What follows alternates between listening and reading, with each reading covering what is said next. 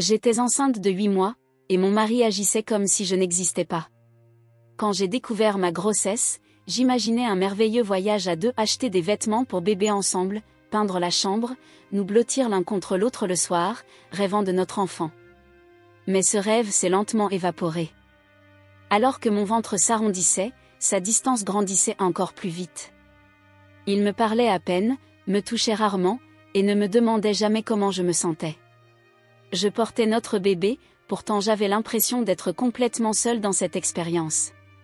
Notre appartement à Montpellier, autrefois rempli de rires et de projets, s'était transformé en un lieu de silence. Les murs beiges semblaient absorber nos non-dits. Le bruit des clés dans la serrure tard le soir m'annonçait son retour, mais rien de plus. Il se servait quelque chose à manger sans un mot et disparaissait dans le salon, me laissant seule à table, contemplant mon assiette à moitié vide. Nos conversations s'étaient réduites à des échanges pratiques. Le plombier est passé. D'accord. Il faut payer la facture d'électricité. Je m'en occupe. J'ai essayé de tendre la main lui demandant si quelque chose n'allait pas, s'il avait peur, mais tout ce que j'obtenais était des épaules froides et des réponses murmurées. Tout va bien, Mélanie. Tu te fais des idées. Puis il retournait à son téléphone, à son ordinateur, à n'importe quoi qui n'était pas moi. Je pleurais souvent en silence, une main sur mon ventre, l'autre serrant un oreiller qui n'était pas lui. Certains soirs, je me tenais devant le miroir de notre chambre, observant mon corps changer. Je passais mes mains sur les vergetures qui s'étendaient comme des rivières sur ma peau, me demandant si c'était la raison de son dégoût. Son regard ne s'attardait plus jamais sur moi avec désir. Quand je tentais de me rapprocher, il trouvait toujours une excuse. Je suis fatiguée. J'ai du travail à finir. Pas ce soir. J'ai commencé à douter de moi. Étais-je trop émotive? Trop exigeante? Les hormones me rendaient-elles paranoïaque? Je cherchais des réponses sur Internet, lisant des articles sur les partenaires distants pendant la grossesse, espérant trouver du réconfort ou de la clarté. J'ai rejoint des forums où d'autres femmes enceintes partageaient leurs expériences. Certaines vivaient la même chose. Mon mari ne me touche plus depuis que je suis enceinte. Il rentre tard tous les soirs. J'ai l'impression d'être devenue invisible. Les conseils pleuvaient.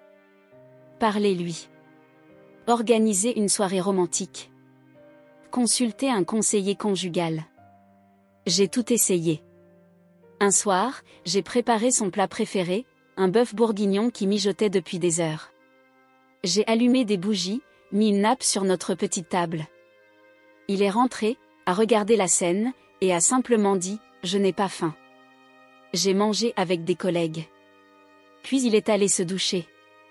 Ma meilleure amie, Claire, me répétait que tous les couples traversaient des phases difficiles. C'est normal pendant la grossesse. Les hommes ne comprennent pas ce que nous vivons. Mais au fond de moi, je savais déjà, ce n'était pas la grossesse qui nous éloignait, c'était quelque chose de bien plus profond, et cela me terrifiait. Une nuit, alors qu'il dormait, j'ai déverrouillé son téléphone. Je n'étais pas fière de ce geste, mais le doute me rongeait. Il n'y avait pas de messages compromettants, pas de photos suspectes. Juste des échanges professionnels et quelques messages avec sa mère. J'aurais presque préféré trouver quelque chose, une explication à son comportement. Mais ce vide me laissait encore plus perdue. Les jours passaient, identiques. Je parlais à mon ventre quand j'étais seule, promettant à ce petit être que tout irait bien, que je l'aimerais assez pour deux. Parfois, en sentant un coup de pied, j'appelais Thomas pour qu'il vienne partager ce moment.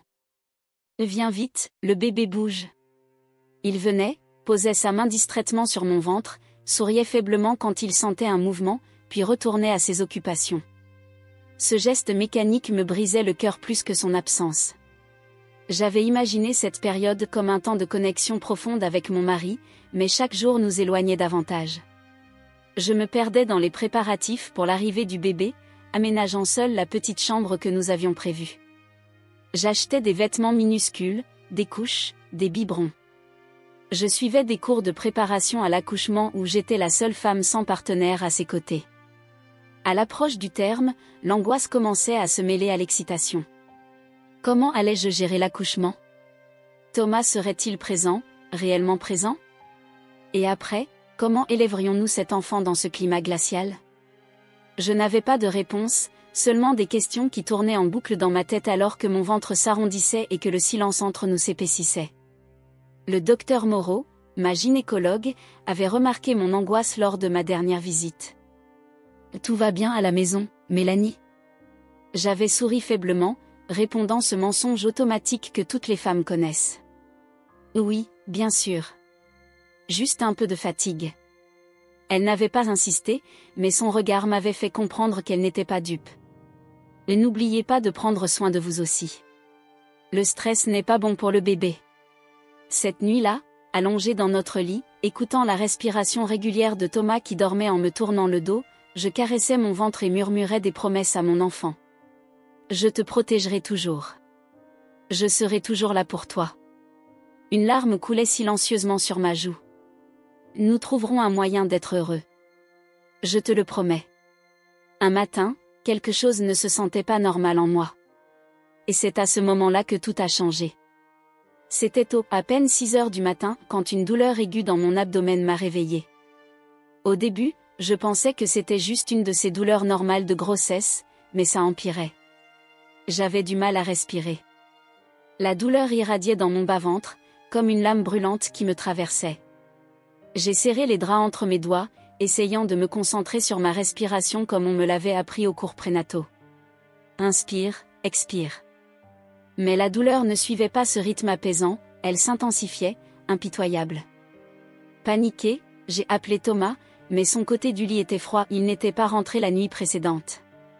Encore une fois.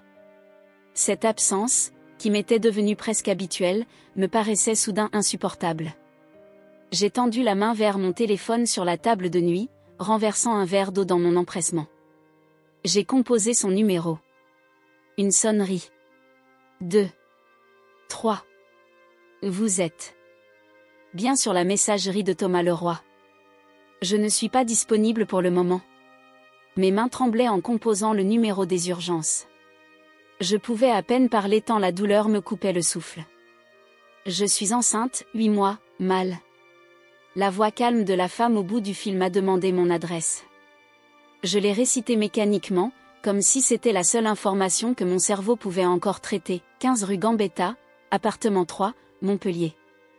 Ne vous inquiétez pas, Madame Leroy, une ambulance est en route. Restez allongée et respirez profondément. Pouvez-vous sentir les mouvements du bébé?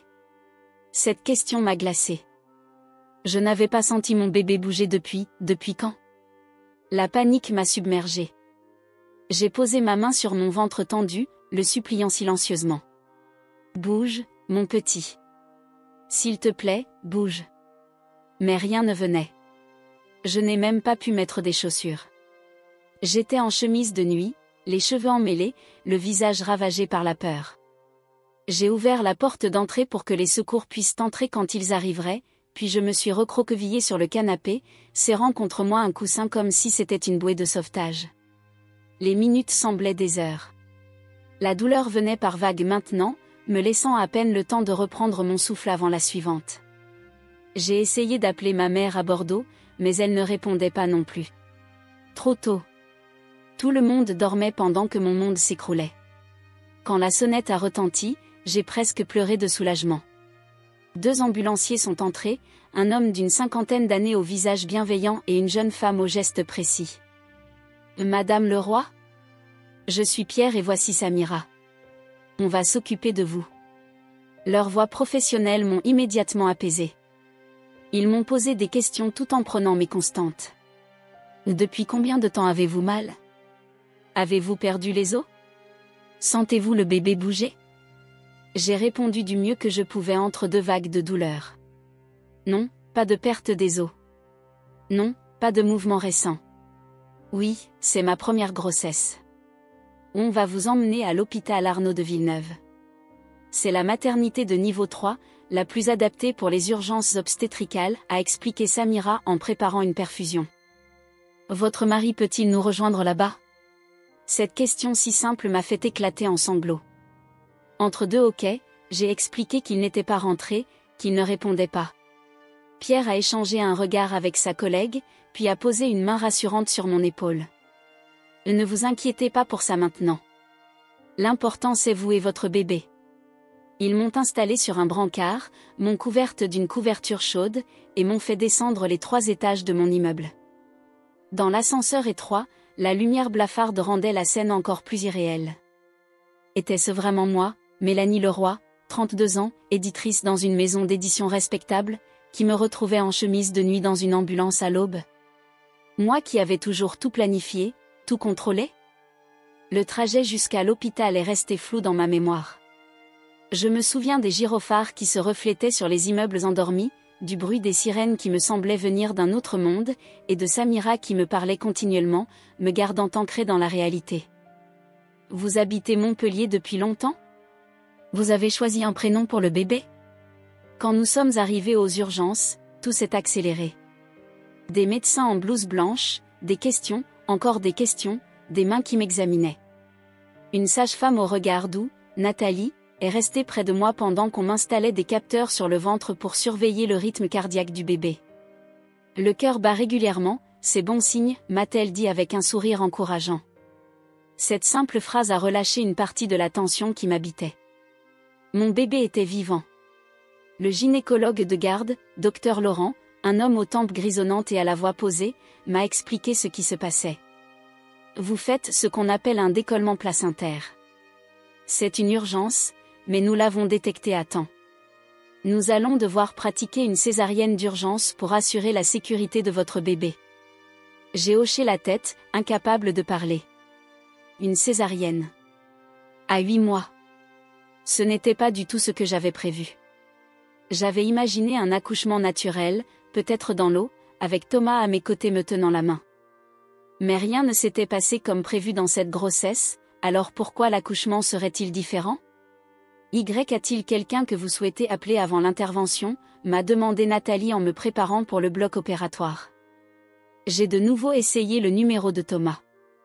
Toujours rien. J'ai laissé un message, la voix tremblante. Thomas, je suis à l'hôpital Arnaud de Villeneuve. Ils vont faire une césarienne d'urgence. S'il te plaît. Je n'ai même pas su comment finir cette phrase. S'il te plaît, viens. S'il te plaît, réponds. S'il te plaît, recommence à m'aimer. Alors qu'il me transférait sur un autre brancard, j'ai attrapé la manche de Nathalie. Mon sac. J'ai besoin de mon téléphone. Si mon mari appelle. Elle a promis de garder mon téléphone avec elle et de vérifier régulièrement. Dans la salle de préparation, l'anesthésiste m'a expliqué la procédure de la péridurale. Les mots glissaient sur moi sans vraiment pénétrer mon esprit. Tout ce à quoi je pouvais penser, c'était que j'allais rencontrer mon bébé seul. Pas de main à serrer. Pas de regard complice à échanger. Juste moi, des étrangers en blouse bleue, et cet enfant qui avait choisi ce moment pour entrer dans le monde. Alors que l'aiguille s'enfonçait dans mon dos, je me suis surprise à prier. Moi qui n'étais pas particulièrement croyante.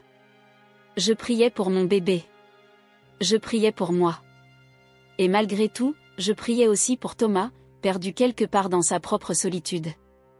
L'engourdissement a commencé à se répandre dans mes jambes, remontant lentement vers mon ventre. Avec lui venait une étrange clarté. Qu'importe ce qui arriverait ensuite, qu'importe où était Thomas et pourquoi, j'allais devoir être forte. Pour ce petit être qui dépendait entièrement de moi.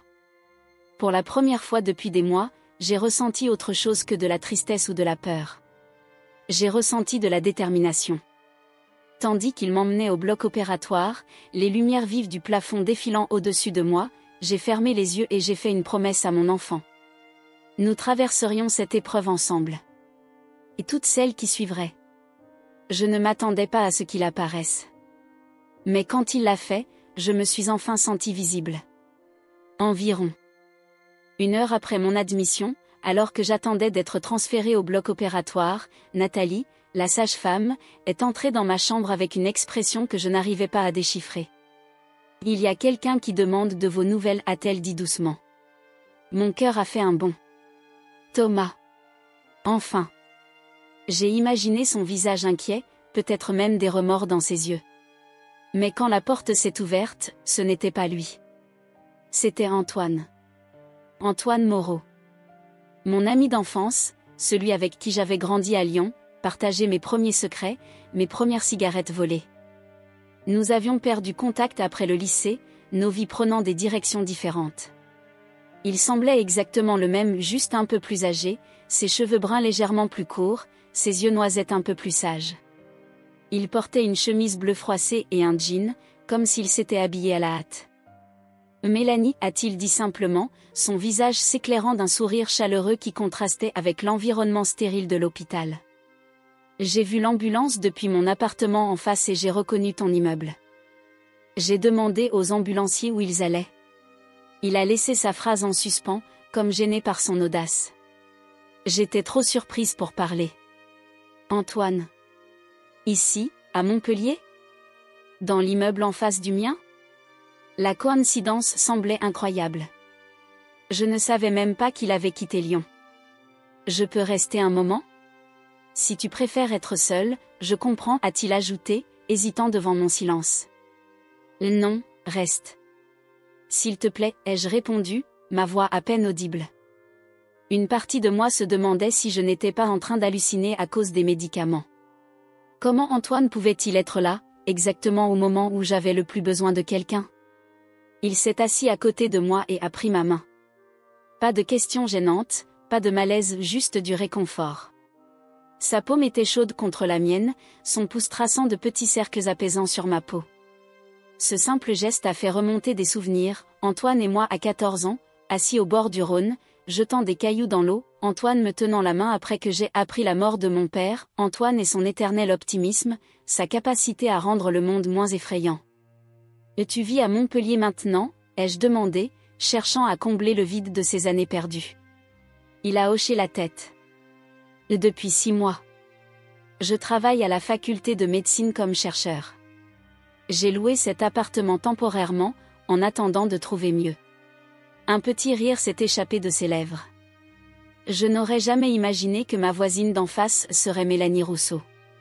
Ou devrais-je dire, Mélanie Leroy maintenant?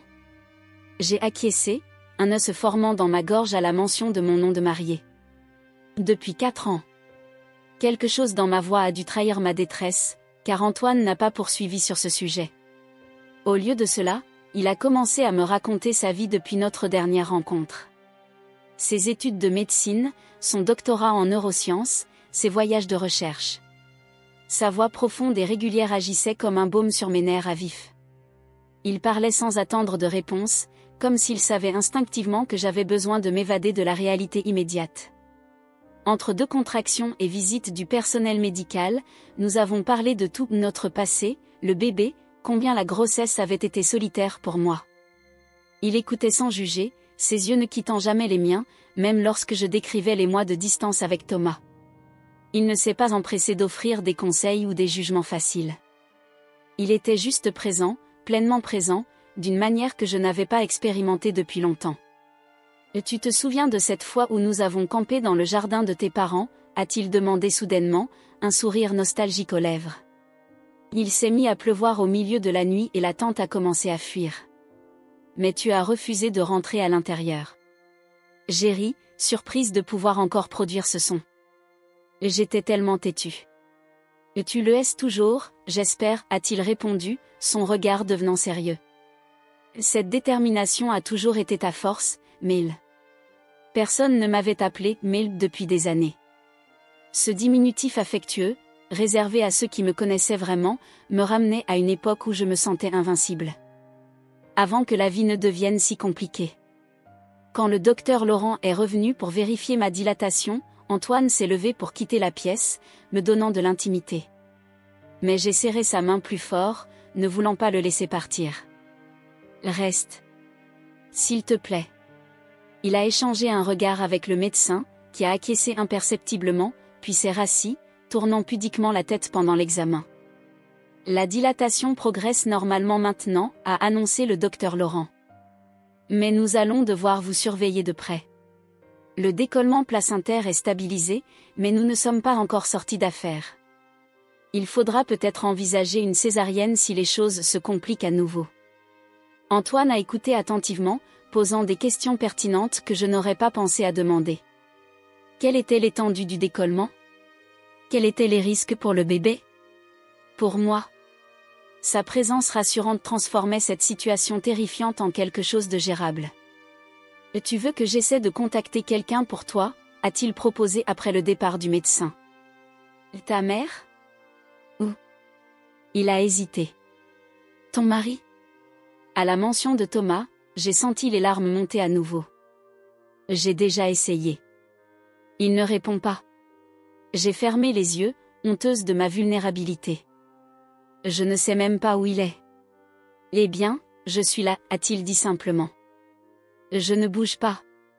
Cette promesse, prononcée sans emphase, valait plus que toutes les déclarations grandiloquentes du monde. Les heures passaient, marquées par le bip régulier des machines et les allées et venues du personnel hospitalier. Nathalie venait régulièrement vérifier le monitoring du bébé, souriant doucement en voyant Antoine toujours à mes côtés. Je l'ai surprise une fois me regardant avec une expression que je ne pouvais décrire que comme de la tristesse mêlée de compréhension. Peut-être avait-elle vu trop de femmes comme moi, seules au moment où elles avaient le plus besoin de soutien. « Comment tu imagines ton bébé ?» m'a demandé Antoine pendant une accalmie entre deux contractions. « Garçon ? Fille ? Un petit rêveur ou une aventurière intrépide ? » Cette question m'a fait sourire. Je n'avais pas voulu connaître le sexe, préférant la surprise. Je ne sais pas. Parfois je l'imagine avec mes yeux et le sourire de Thomas. D'autres fois, je me dis qu'elle aura peut-être mon entêtement et son intelligence. Pauvre enfant s'il hérite de ton entêtement, a plaisanté Antoine, me rappelant nos innombrables disputes d'adolescents, toujours conclues par mes non, c'est moi qui ai raison. Nous avons ri, et pendant un instant, la douleur et l'angoisse ont reculé. Dans cette chambre d'hôpital au mur blanc, avec Antoine et ses souvenirs partagés, je me sentais presque normale. Presque complète. Quand une contraction particulièrement violente m'a fait agripper sa main avec une force que je ne me connaissais pas, il n'a pas bronché. Il a juste posé son autre main sur la mienne et a murmuré « Respire, Mel. Je suis là. Tu n'es pas seule. » Ces mots, si simples, ont percé le mur de solitude que j'avais construit autour de moi ces derniers mois. Tu n'es pas seule. Dans ces moments calmes entre les contractions et les tests, Antoine m'a fait sentir que j'existais à nouveau. Que j'étais importante. Que quelqu'un dans ce vaste univers voyait ma douleur et s'en souciait. Et quand le médecin a dit que je devais être surveillée de près et peut-être opérée, Antoine n'est pas parti. Il est resté. Il est resté comme personne ne l'avait fait depuis longtemps. Tu n'as pas à faire ça, lui ai-je dit lors d'un moment de lucidité, consciente que nous n'étions plus que des étrangers rattachés par des souvenirs d'enfance. Tu as sûrement mieux à faire que de rester avec une femme enceinte en détresse que tu n'as pas vue depuis 15 ans. Il a secoué la tête, son regard sérieux croisant le mien. Si nos positions étaient inversées, tu ferais exactement la même chose pour moi, Mélanie. Tu as toujours été là quand j'en avais besoin. Laisse-moi être là pour toi maintenant. La vérité de ces paroles m'a frappée. Oui, j'aurais fait exactement cela pour lui. Sans hésitation. Sans rien attendre en retour. Parce que c'était ça, l'amitié véritable. Et malgré les années d'absence, ce lien était toujours là, indéfectible. Dans cette chambre d'hôpital, avec la douleur qui venait et repartait comme les vagues sur la plage, je me suis rendu compte d'une vérité simple, parfois, les personnes qui nous sauvent ne sont pas celles que nous attendions. Parfois, elles surgissent du passé, nous rappelant qui nous étions avant de nous perdre. Et parfois, leur simple présence est tout ce dont nous avons besoin pour retrouver notre chemin. Il a finalement appelé, mais uniquement pour me dire quelque chose qui m'a brisé le cœur. Les heures passaient, et toujours aucun signe de Thomas. Le temps semblait suspendu dans cette chambre d'hôpital, rythmé seulement par les contractions qui devenaient de plus en plus régulières. Antoine était sorti chercher un café pour nous deux quand mon téléphone a sonné. Le nom de Thomas s'est illuminé sur l'écran. Mon cœur s'est emballé. J'ai répondu immédiatement, m'attendant enfin à entendre de l'inquiétude, du regret, n'importe quoi qui témoignerait qu'il se souciait encore de moi. Thomas, ai-je commencé, ma voix tremblante d'émotion et d'espoir. Je suis à l'hôpital. Le bébé, arrête ton cinéma, je vais venir te chercher. Sa voix était plate, dénuée de toute émotion. Pas de « comment vas-tu », pas de « qu'est-ce qui s'est passé ». Juste cette phrase, prononcée avec une froideur qui m'a transpercé plus douloureusement que les contractions. J'ai mis quelques secondes à comprendre ce qu'il venait de dire. Arrête ton cinéma. Comme si j'avais orchestré cette urgence médicale pour attirer son attention. Comme si la peur pour mon bébé n'était qu'un caprice. J'ai serré le téléphone si fort que mes jointures ont blanchi. Je suis en travail, ai-je répondu, luttant pour garder ma voix stable. Les médecins disent que le bébé pourrait naître prématurément à cause d'un décollement placentaire. Un silence. Puis un soupir exaspéré. Et tu n'as pas besoin de dramatiser, Mélanie. Ce n'est probablement rien. Cette phrase m'a coupé le souffle plus efficacement que n'importe quelle contraction. Ce n'est probablement rien. Notre enfant risquait de naître dans l'urgence, et c'était probablement rien? Qui était cet homme au bout du fil? Certainement pas celui que j'avais épousé 4 ans plus tôt à la mairie du 6e arrondissement de Lyon, entouré de nos familles et amis, échangeant des promesses d'amour éternel. Les ambulanciers m'ont emmené à Arnaud de Villeneuve, ai-je dit, essayant une dernière fois de lui faire comprendre la gravité de la situation. C'est l'hôpital spécialisé pour les urgences obstétricales. Et écoute, j'ai une réunion importante ce matin, mais je passerai après. Reste tranquille, ne t'agite pas pour rien. J'ai fermé les yeux, laissant les larmes couler librement sur mes joues. Ne pas m'agiter pour rien. Comme si j'étais une enfant capricieuse et non une femme terrifiée pour la vie de son bébé. Et tu n'as pas besoin de venir, ai-je finalement articulé, surprise par le calme de ma propre voix. Je suis sous surveillance et le bébé pourrait naître plus tôt que prévu. Mais ne te dérange pas si ta réunion est plus importante. Ne commence pas, Mélanie, a-t-il répliqué, irrité. Tu sais très bien que ce projet avec les Allemands est crucial pour l'agence. Je ne peux pas tout laisser tomber pour une fausse alerte. Une fausse alerte. Ces mots m'ont frappé comme une gifle. J'ai regardé les moniteurs autour de moi, les perfusions dans mon bras, j'ai ressenti la douleur qui irradiait dans mon bas-ventre. Tout cela n'était pas réel pour lui. Rien de ce que je vivais ne l'était. D'accord, ai-je dit, incapable de continuer cette conversation. Au revoir, Thomas. Je viendrai après la réunion, a-t-il insisté, agacé, comme si je lui faisais une faveur en l'autorisant à me rendre visite. Ne fais pas cette tête, je te connais. Je serai là vers midi. Il a raccroché avant que je puisse répondre. J'ai fixé mon téléphone, incrédule. Ne fais pas cette tête. Comment pouvait-il savoir quelle tête je faisais? Il ne m'avait pas vraiment regardé depuis des mois. J'ai eu envie de hurler. Une partie de moi espérait qu'il ne vienne pas du tout, que je n'ai jamais à revoir son visage. L'autre partie, celle qui s'accrochait encore au souvenir du Thomas d'avant, celui qui m'embrassait chaque matin avant de partir travailler, celui qui me surprenait avec des bouquets de pivoine, mes fleurs préférées, celui qui me faisait rire jusqu'aux larmes. Cette partie-là souffrait tellement que j'avais l'impression que mon cœur se brisait physiquement dans ma poitrine. Antoine est revenu à ce moment, 2 gobelets de café à la main. Son sourire s'est évanoui dès qu'il a vu mon visage. Mélanie? Qu'est-ce qui se passe? J'ai ouvert la bouche pour répondre, mais à la place, un sanglot s'est échappé, puis un autre. Antoine a posé les cafés et s'est précipité à mes côtés, s'asseyant sur le bord du lit. Sans un mot, il m'a prise dans ses bras, me berçant doucement pendant que je pleurais contre son épaule. C'était Thomas, ai-je finalement réussi à dire entre deux hoquets. Il pense que je dramatise. Que c'est une fausse alerte. Antoine s'est raidi, mais n'a rien dit. Il a juste continué à tracer de petits cercles apaisants dans mon dos, me laissant déverser ma peine et ma colère. Il a dit qu'il avait une réunion importante. Plus importante que la naissance de son enfant. Ma voix s'est brisée sur ces derniers mots. Qui fait ça, Antoine? Quel genre d'homme? Le genre qui ne te mérite pas, a-t-il murmuré, si bas que je n'étais pas sûre d'avoir bien entendu. Puis, plus clairement, tu n'as pas à affronter ça seul, Mel.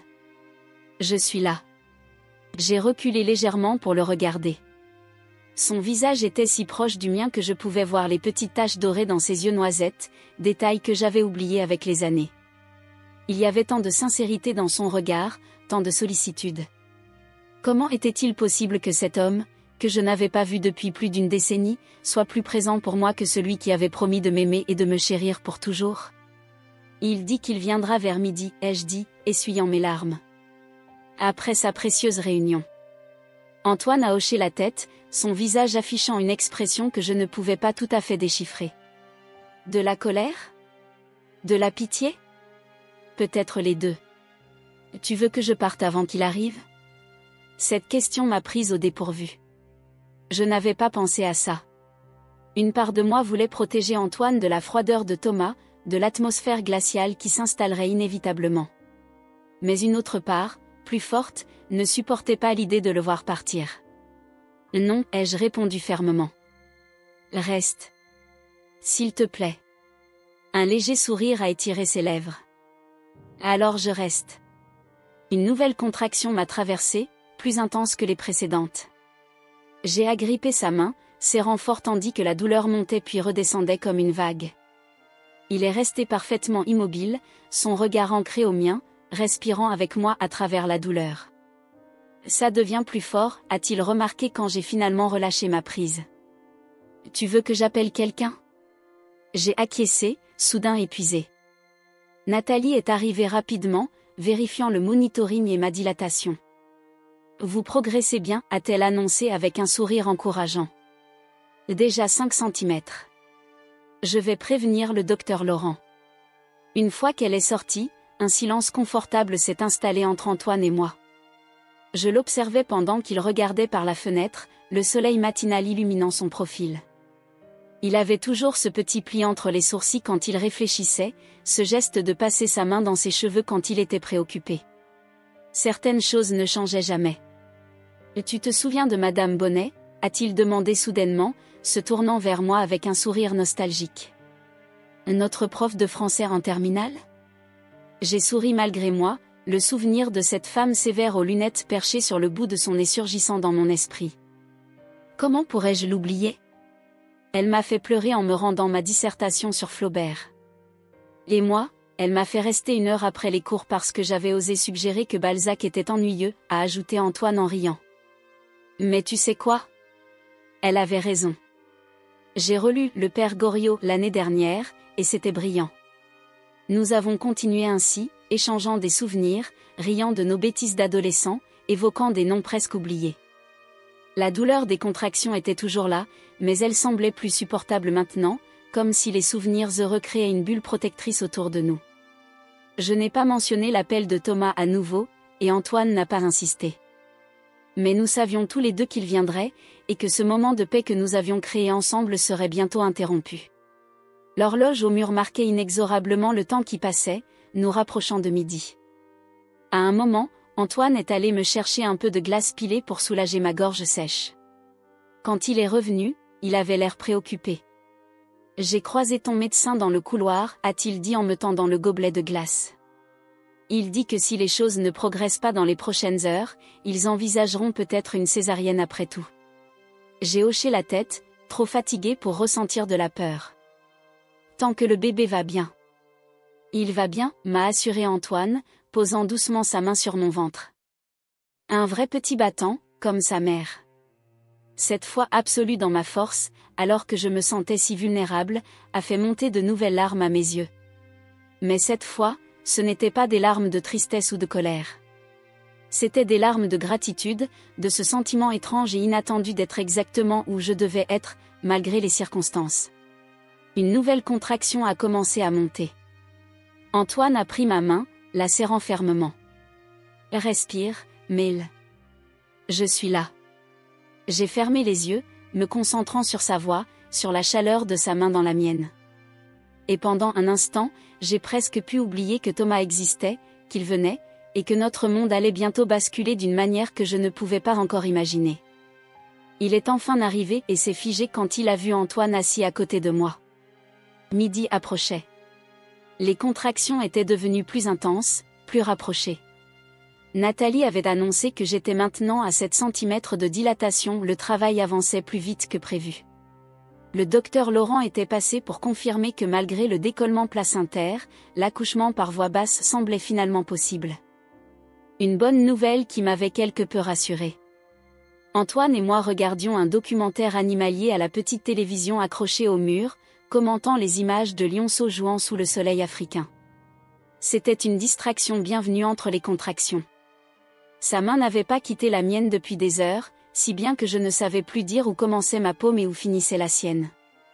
C'est à ce moment-là que la porte s'est ouverte. Sans frapper. Thomas est entré, son costume gris impeccable contrastant avec l'ambiance décontractée que nous avions créée. Sa cravate était légèrement desserrée, l'unique signe qu'il avait peut-être, finalement, ressenti un peu d'inquiétude. Son expression était d'abord indéchiffrable, un masque professionnel qu'il portait si souvent ces derniers temps. Puis ses yeux ont balayé la pièce, s'arrêtant net sur Antoine, sa main tenant toujours la mienne et tout dans son visage a changé. Son assurance habituelle s'est effondrée. Sa voix s'est brisée lorsqu'il a demandé « Comment est-ce possible ?» Il semblait comme quelqu'un qui venait de découvrir un secret qu'il n'avait jamais même imaginé. Ses yeux passaient d'Antoine à moi, puis à nos mains jointes, dans un mouvement rapide et désorienté. Je n'avais jamais vu Thomas ainsi, vulnérable, confus, dépouillé de sa façade d'indifférence. Antoine n'a pas bougé. Il a simplement hoché la tête poliment, mais n'a pas lâché ma main. Ce simple geste, cette loyauté tranquille, m'a donné la force dont j'avais besoin. Je suis restée silencieuse un moment, observant l'homme que j'avais épousé, l'homme qui avait partagé ma vie pendant ces années, et pourtant qui semblait aujourd'hui plus étranger que l'ami retrouvé à mes côtés. J'ai calmement dit, c'est Antoine. Il est là depuis le début de ce cauchemar. Contrairement à toi. La pièce est devenue silencieuse. On n'entendait plus que le bip régulier du moniteur cardiaque fœtal et la voix étouffée du narrateur du documentaire parlant de l'instinct maternel des lionnes. Thomas a essayé de parler, mais aucun mot n'est sorti. Il se tenait là, debout au milieu de la chambre, la bouche légèrement entr'ouverte, perdu. Antoine Moreau s'est présenté ce dernier, brisant enfin le silence. Un vieil ami de Mélanie. Un vieil ami, a répété Thomas, comme s'il essayait de donner un sens à ses mots. Il a passé une main dans ses cheveux blonds parfaitement coiffés, un geste rare chez lui qui trahissait son désarroi. Je ne savais pas que tu avais gardé contact avec des amis de jeunesse. Ce n'était pas vraiment une question, mais j'ai senti le besoin de répondre. Je ne l'avais pas fait. C'est une coïncidence. Antoine habite en face de chez nous maintenant. En face de chez nous, a encore répété Thomas, comme un écho, son regard se durcissant légèrement. Je pouvais presque voir les rouages tourner dans son esprit, assemblant des pièces d'un puzzle qui n'existait que dans sa tête. J'ai vu l'ambulance ce matin, a expliqué Antoine, sa voix calme et mesurée. J'ai reconnu Mélanie quand ils l'ont emmenée. Ce matin, a murmuré Thomas. Pendant que j'étais à... Il n'a pas terminé sa phrase, mais nous savions tout ce qu'il allait dire. Pendant qu'il était, où? Au bureau, comme il le prétendait? Ou ailleurs? Cette question flottait dans l'air, lourde et non formulée. Une contraction a choisi ce moment pour me traverser, plus intense que les précédentes. J'ai serré la main d'Antoine, fermant les yeux sous la douleur. Il s'est immédiatement tourné vers moi, ignorant complètement Thomas, me rappelant de respirer, de me concentrer sur sa voix. Du coin de l'œil, j'ai vu Thomas faire un pas en avant, puis s'arrêter, incertain. Quand la contraction est passée, il s'est éclairci la gorge. « Je peux te parler seul à seul, Mélanie ?» Antoine m'a regardé, prêt à quitter la pièce si je le demandais. Mais je ne voulais pas qu'il parte. Pas maintenant. Pas quand la douleur était si forte et l'issue si incertaine. Non, ai-je répondu fermement. Tout ce que tu as à me dire peut être dit devant Antoine. Le visage de Thomas s'est assombri. C'est ridicule. Je suis ton mari. Le père de cet enfant. J'ai le droit de te parler en privé. Le père de cet enfant, ai-je répété, un rire sans joie m'échappant. Tu te souviens soudain que tu vas être père? Après des mois à m'ignorer, à faire comme si ma grossesse n'existait pas. Thomas a jeté un regard nerveux vers Antoine, visiblement mal à l'aise d'avoir cette conversation devant un témoin. Et tu es injuste. J'ai travaillé dur pour nous, pour préparer l'arrivée du bébé. Tu sais que le projet allemand signifie une promotion, un meilleur salaire. Je ne parlais pas d'argent, les jeux coupés. Je parlais de présence. D'attention. de partage. Mais tu n'étais jamais là, Thomas. Et quand tu l'étais physiquement, ton esprit était ailleurs. Il a eu l'air sincèrement surpris, comme si cette idée ne lui avait jamais traversé l'esprit. J'ai toujours été là. Tous les soirs ou presque, tu dormais sur le canapé la moitié du temps, ai-je rétorqué, la colère maintenant clairement audible dans ma voix. Et tu ne me touchais plus, tu ne me parlais presque pas. Comme si j'étais devenue invisible. Comme si cette grossesse était un fardeau pour toi. Antoine s'est légèrement redressé sur sa chaise, visiblement mal à l'aise d'être pris au milieu de cette confrontation. Mais je lui ai serré la main, le suppliant silencieusement de rester. C'est complètement faux, a protesté Thomas, mais sa voix manquait de conviction. J'étais stressée par le travail, c'est tout. Tu dramatises comme d'habitude. Ces derniers mots ont résonné dans la pièce, faisant écho à notre conversation téléphonique plus tôt. Comme d'habitude. Comme si ma perception des derniers mois n'était qu'une exagération émotionnelle, le fruit d'une imagination trop fertile. Je n'essayais pas de le blesser, mais à ce moment-là, j'ai réalisé à quel point il m'avait déjà blessé. Et maintenant, debout là, sans voix et diminué, il ressentait enfin une fraction de ce que j'avais porté seul pendant des mois. Où étais-tu cette nuit, ai-je demandé calmement, posant enfin la question qui me brûlait les lèvres depuis le matin. Thomas a cligné des yeux, pris au dépourvu par ce changement de direction. Je suis resté tard au bureau. J'avais une présentation à finir. Je me suis assoupie sur le canapé de mon bureau. Sa réponse était venue trop vite, trop répétée. J'ai vu Antoine froncer légèrement les sourcils. Lui aussi l'avait remarqué. J'ai essayé de t'appeler. Plusieurs fois, ai-je dit. Les appels allaient directement sur messagerie. Mon téléphone était déchargé, a-t-il expliqué, évitant mon regard. Je l'ai rechargé ce matin et j'ai vu tes appels. Un mensonge. Un autre. J'en étais presque sûre maintenant. Mais étrangement, cela ne me faisait pas aussi mal que je l'aurais cru. C'était comme si une distance s'était créée entre nous, si grande que ses actions ne pouvaient plus m'atteindre au cœur. Une nouvelle contraction, encore plus forte, m'a traversée. Cette fois, j'ai laissé échapper un gémissement. Antoine s'est levé immédiatement, appelant Nathalie avec le bouton d'urgence. Thomas est resté figé, impuissant, regardant Antoine prendre soin de moi avec une assurance qui venait naturellement. Quand la sage-femme est arrivée, elle a vérifié ma dilatation et a annoncé 9 cm. On y est presque. Je vais chercher le docteur Laurent. Elle s'est tournée vers Thomas, le regardant pour la première fois. Vous êtes le mari ? Il a acquiescé, semblant soudain plus petit dans son costume parfait. Si vous voulez assister à l'accouchement, il faudra enfiler une blouse stérile, a-t-elle expliqué professionnellement. Une seule personne peut accompagner Madame Leroy en salle de travail.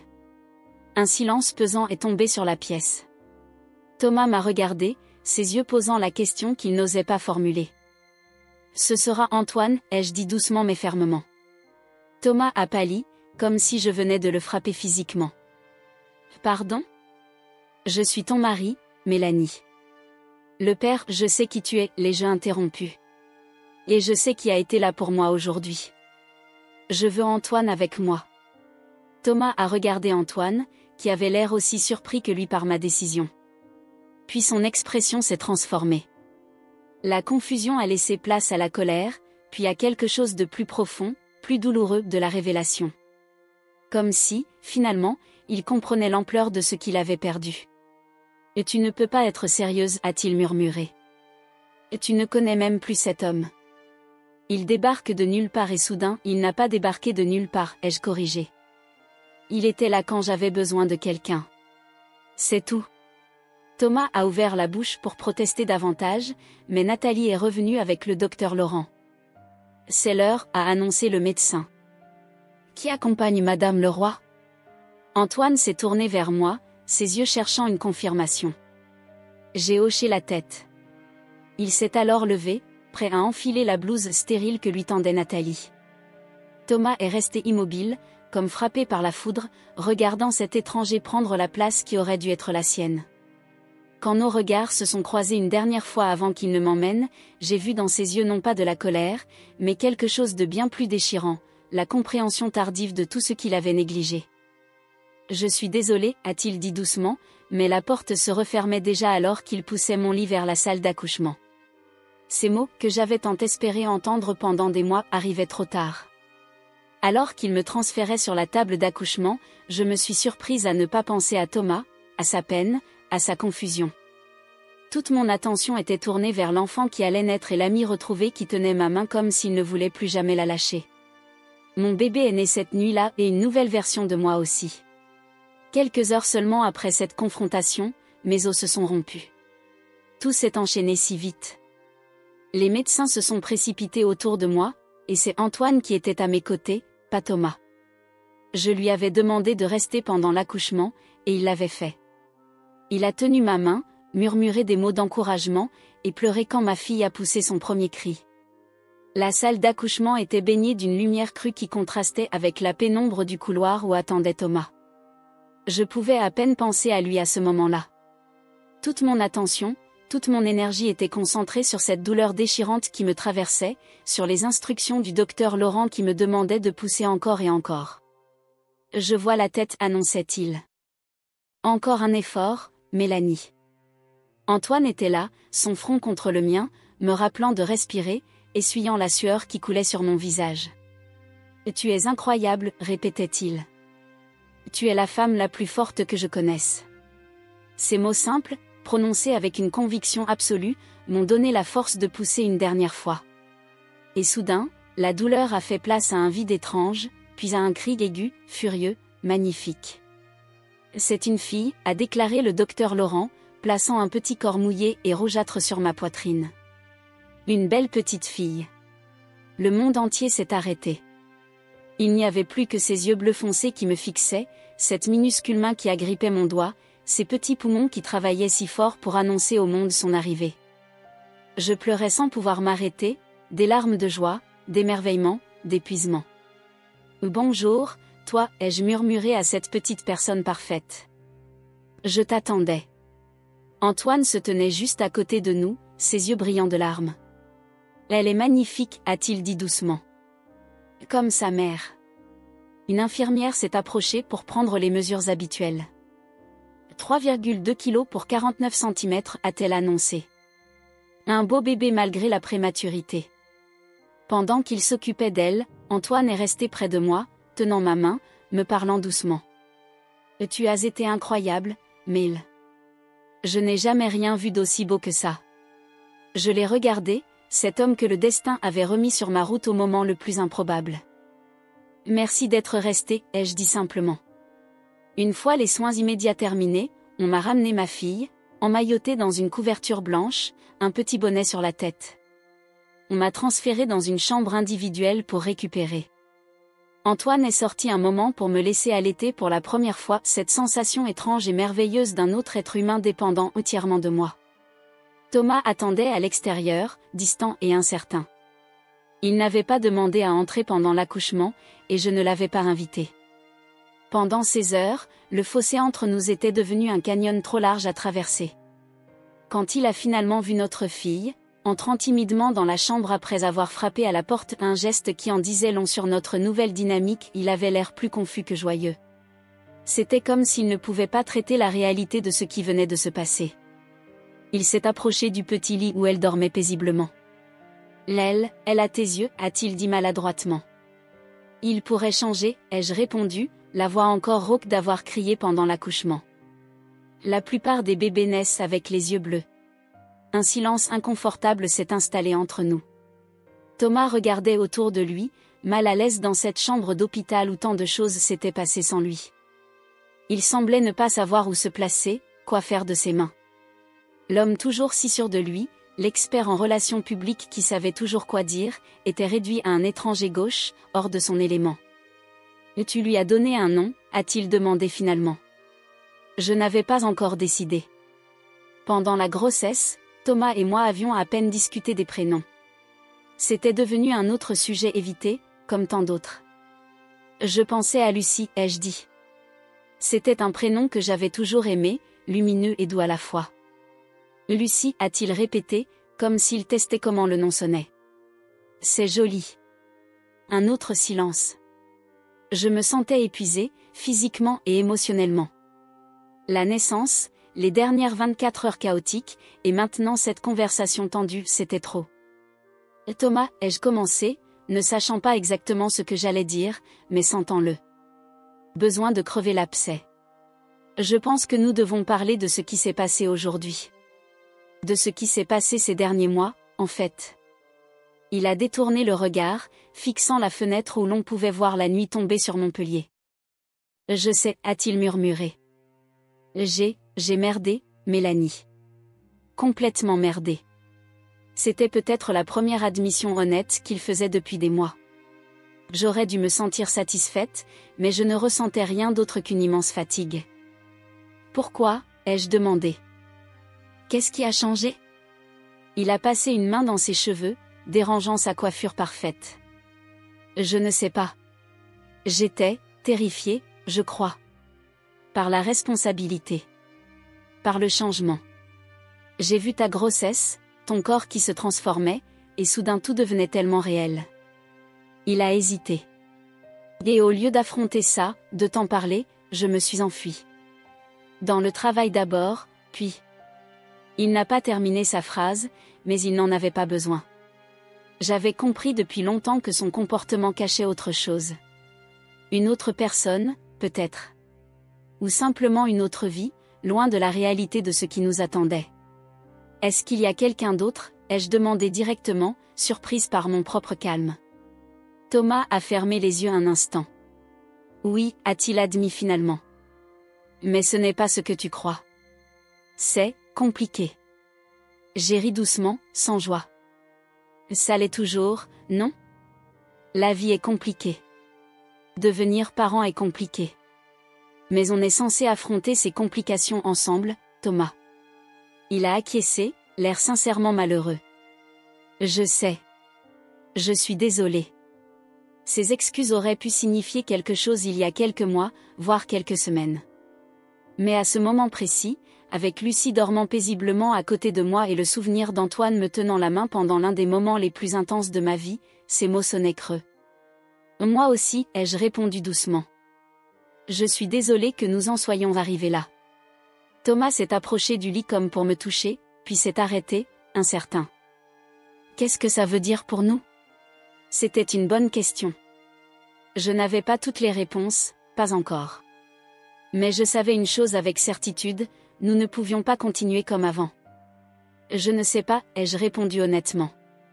Mais je sais que Lucie et moi méritons mieux que ce que nous avons vécu ces derniers mois. Il a baissé la tête, acceptant ce verdict sans protestation. Et Antoine, a-t-il demandé, une pointe d'amertume dans la voix. Antoine n'a rien à voir avec nos problèmes, Thomas, ai-je répondu fermement. Il s'est trouvé là au bon moment, c'est tout. C'était vrai, en partie. Antoine n'était pas la cause de notre éloignement.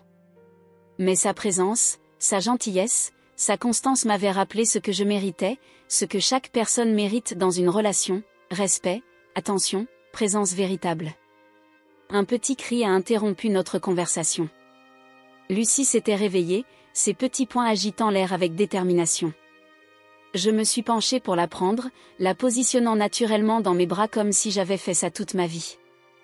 Thomas regardait, fasciné et distant à la fois, ce petit être qui était sa fille mais qui semblait déjà plus connecté à moi qu'à lui. Je devrais y aller, a-t-il dit finalement. Tu as besoin de repos. J'ai acquiescé, trop fatigué pour argumenter. On parlera plus tard. Il s'est penché maladroitement pour embrasser le front de Lucie, puis le mien, un geste qui semblait maintenant appartenir à une autre vie, une autre version de nous-mêmes. Félicitations, Mélanie, a-t-il dit doucement. Elle est parfaite. Puis il est parti, me laissant seule avec notre fille. Mais pas pour longtemps. Quelques minutes plus tard, un léger coup à la porte a annoncé le retour d'Antoine. Il a passé la tête par l'entrebâillement, souriant timidement. Je peux entrer? Bien sûr, ai-je répondu, sentant mon cœur s'alléger un peu à sa vue. Il s'est approché du lit, regardant Lucie avec émerveillement. Bonjour, petite princesse, a-t-il murmuré. Bienvenue dans ce monde. Antoine, d'autre part, regardait Lucie comme si elle était la chose la plus précieuse qu'il ait jamais vue. Et pour la première fois depuis longtemps, je me sentais en sécurité. Pas seulement pour moi, mais pour elle aussi. Je ne savais pas à quoi ressemblerait l'avenir, mais je savais une chose, nous allions construire quelque chose de nouveau ensemble. Il m'a regardé, une question silencieuse dans ses yeux.